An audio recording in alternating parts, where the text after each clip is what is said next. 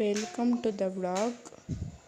ಇದು ನನ್ನ ಮೊದಲನೆಯ ವ್ಲಾಗ್. ಸಬ್ಸ್ಕ್ರೈಬ್ ಮಾಡಿಕೊಳ್ಳಿ, ಸಪೋರ್ಟ್ ಮಾಡಿ. ಚಿಕನ್ ಚಾಪ್ಸ್ ಮಾಡುವ ವಿಧಾನ ನೋಡೋಣ ಬನ್ನಿ. ಗ್ಯಾಸ್ ಹಚ್ಚಿ ಪಾತ್ರೆ ಇಡಿ. ಕಾದ ನಂತರ ಎಣ್ಣೆಯನ್ನು ಹಾಕಿ ಈರುಳ್ಳಿ ಹಾಕಿ ಬಾಡಿಸಿ, ಕೊತ್ತಂಬರಿ ಪುದೀನ ಸ್ವಲ್ಪ ಹಾಕಿ ಬಾಡಿಸಿ, ನಂತರ 250 ಗ್ರಾಂ ಶುಂಠಿ ಬೆಳ್ಳುಳ್ಳಿ ಪೇಸ್ಟನ್ನು ಹಾಕಿ ಬಾಡಿಸಿ, 3 ರಿಂದ 4 ಟೇಬಲ್ ಸ್ಪೂನ್ ಅರಿಶಿನ ಸೇರಿಸಿ ಬಾಡಿಸಿಕೊಳ್ಳಿ.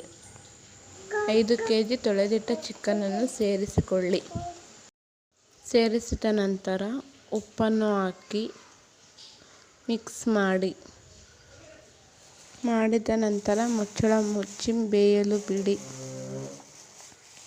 ಸ್ವಲ್ಪ ಬೆಂದ ನಂತರ 3 ರಿಂದ 4 ಟೊಮೆಟೊವನ್ನು ಸೇರಿಸಿಕೊಳ್ಳಿ. ಮಿಕ್ಸ್ ಮಾಡಿ ರುಬ್ಬಿಟ್ಟುಕೊಂಡಿರುವ ಮಸಾಲೆಯನ್ನು ಸೇರಿಸಿ.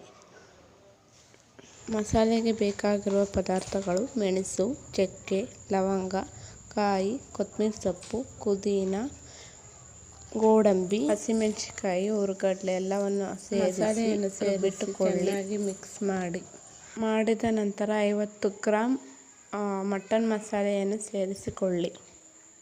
ಮಿಕ್ಸ್ ಮಾಡಿದ ನಂತರ 3 ರಿಂದ 4 ಟೇಬಲ್ ಸ್ಪೂನ್ ಧನಿಯಾ ಪುಡಿಯನ್ನು ಸೇರಿಸಿಕೊಳ್ಳಿ. ಮಿಕ್ಸ್ ಮಾಡಿದ ನಂತರ ಬೇಕಾದಲ್ಲಿ ಉಪ್ಪನ್ನು ಸೇರಿಸಿಕೊಳ್ಳಿ. ರುಚಿಗೆ ತಕ್ಕಷ್ಟು. ಚೆನ್ನಾಗಿ ಬೇಯಲು ಬಿಡಿ. ಬೆಂದ ನಂತರ ಸವಿಯಲು ಸಿದ್ಧ ಚಿಕನ್ ಚಾಪ್ಸ್. ಲೈಕ್ ಮಾಡಿ, ಶೇರ್ ಮಾಡಿ, ಸಬ್ಸ್ಕ್ರೈಬ್ ಮಾಡಿಕೊಳ್ಳಿ. ಹೀಗೆ ಸಪೋರ್ಟ್ ಮಾಡಿ. Thank you so much.